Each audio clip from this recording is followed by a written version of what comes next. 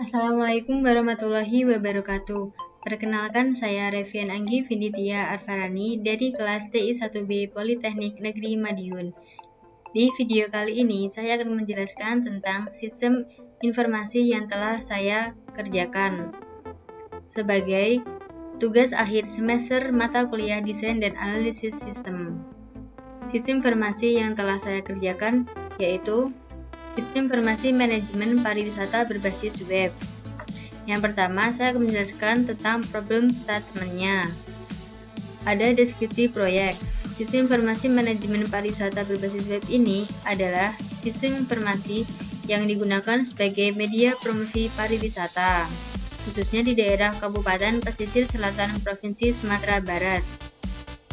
Dengan adanya situs web ini dapat membuat masyarakat lebih mudah mengakses pariwisata yang terdapat di daerah tersebut.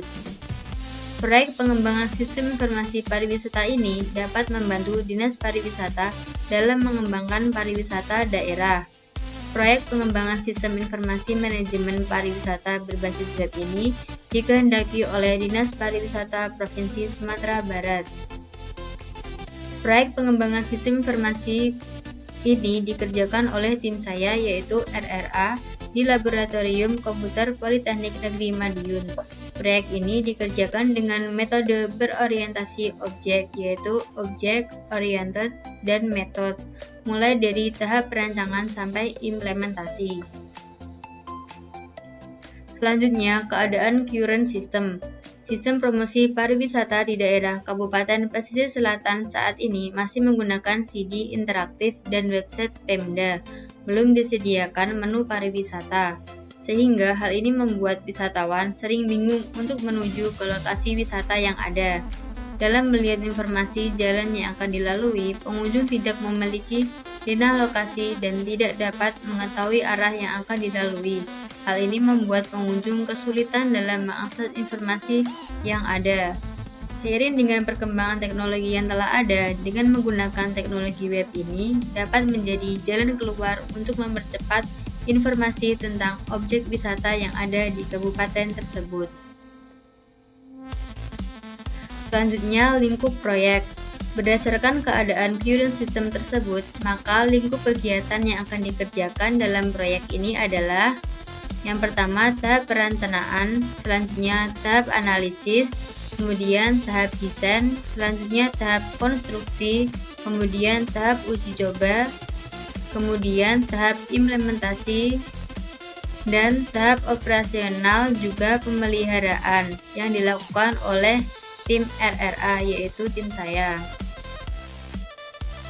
Berikut merupakan aliran sistem informasi lama.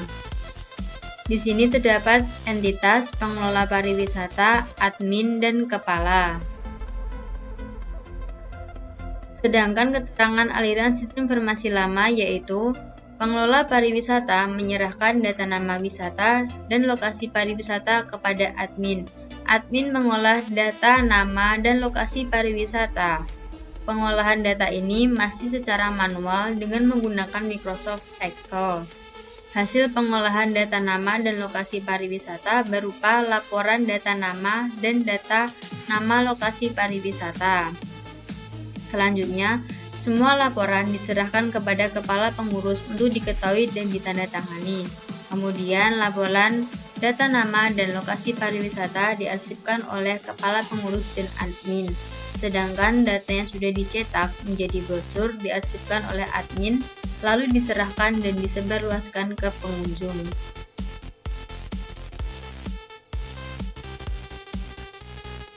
Berikut merupakan aliran sistem informasi baru.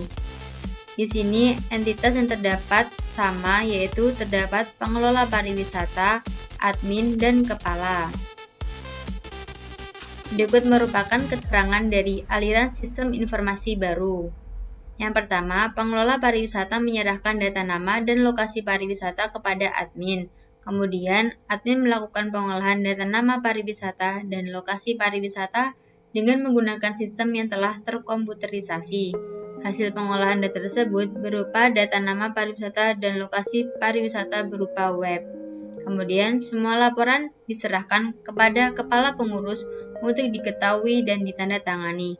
Kemudian, laporan data nama pariwisata dan lokasi pariwisata diarsipkan oleh kepala pengurus dan admin. Sedangkan web yang sudah terbentuk akan dipublikasikan kepada masyarakat.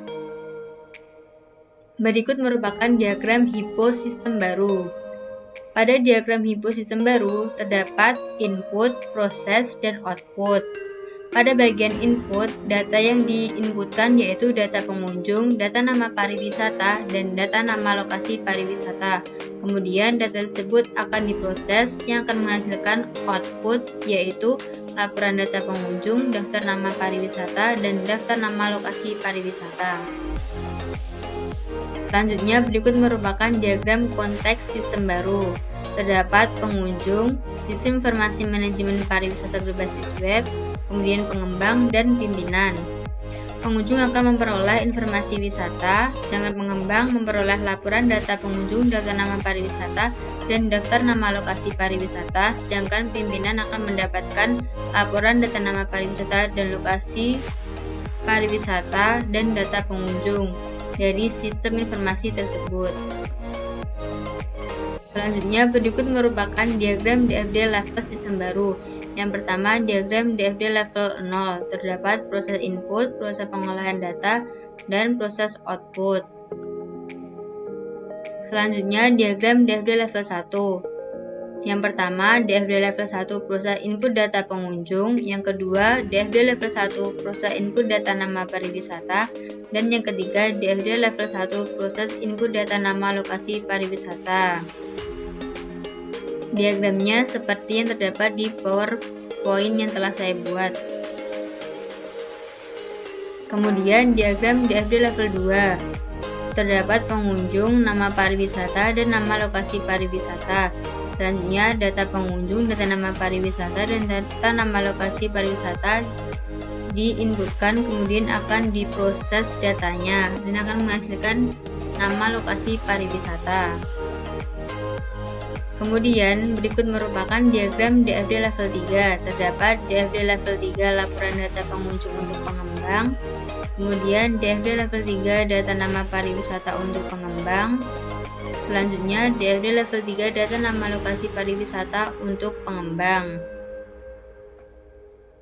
Kemudian, DFD level 3 laporan data pengunjung untuk pimpinan. Selanjutnya, DFD level 3 data nama pariwisata untuk pimpinan. Dan yang terakhir, DFD level 3 data nama lokasi pariwisata untuk pimpinan. Kemudian, desain output sistem baru. Yang pertama, desain output laporan data pengunjung. Terdapat nomor, bulan, jumlah pengunjung dalam kota, dan jumlah pengunjung luar kota. Selanjutnya, yang kedua, desain output data nama pariwisata. Terdapat nomor, bulan, dan nama pariwisata. Yang ketiga, desain output lokasi pariwisata. Terdapat nomor, bulan, dan lokasi pariwisata. Berikut merupakan relasi antar tabel dari sistem informasi ini. Pengunjung, terdapat ID pengunjung, nama, alamat, gender, dan umur. Sedangkan pengembang terdapat ID pengembang, nama, alamat, dan gender. Kemudian pimpinan terdapat ID pimpinan, nama, alamat, dan nomor telepon. Selanjutnya, desain tabel. Yang pertama, desain tabel pengunjung. Di sini terdapat atribut ID pengunjung, tipenya integer, nama, alamat, gender, umur, tipe varchar. Yang kedua, desain tabel pengembang. Terdapat atribut ID pengembang, tipe integer, nama, alamat, gender, tipenya varchar. Selanjutnya yang ketiga, desain tabel pimpinan. Di sini terdapat atribut ID pimpinan, nama, alamat, dan nomor telepon. Berikut merupakan desain input. Yang pertama, desain input data pengunjung. Desainnya seperti berikut. Kemudian, desain input data nama pariwisata. Selanjutnya, berikut merupakan desain input data lokasi pariwisata. Kemudian, desain proses. Yang pertama, jumlah pengunjung. Diperoleh dari pengunjung luar kota ditambah pengunjung dalam kota. Selanjutnya, daftar pariwisata diperoleh dari pariwisata bulan Juni ditambah bulan Juli ditambah bulan Agustus dan ditambah bulan September. Dan yang terakhir, daftar lokasi pariwisata diperoleh dari jumlah pariwisata ditambah lokasi pariwisata. Analisis biaya. Yang pertama merupakan tabel analisis biaya. Terdapat biaya pengadaan, biaya persiapan operasi, biaya proyek, dan biaya operasi dan perawatan.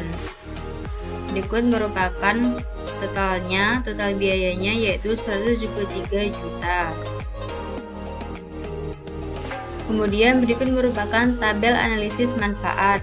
Terdapat keuntungan berwujud dan keuntungan tak berwujud.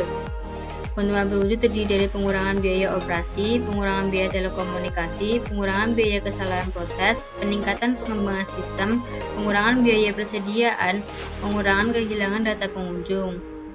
Kemudian, keuntungan tak berwujud terdiri dari peningkatan pelayanan terhadap pengunjung, peningkatan kepuasan kerja personil, dan peningkatan keputusan manajemen. Total manfaatnya sudah tertera pada tabel berikut.